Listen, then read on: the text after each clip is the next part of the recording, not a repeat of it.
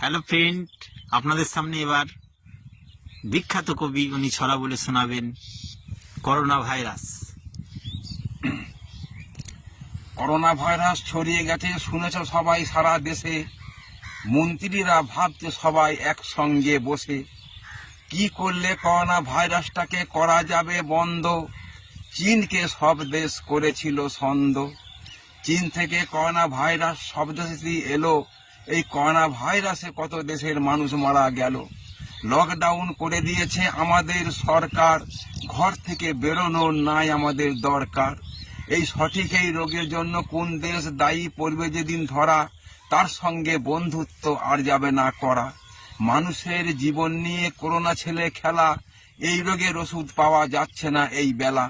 মানুষ হয়ে মানুষের করোনা ক্ষতি, শোক পালন করব আমরা সারা দিন ও রাতি।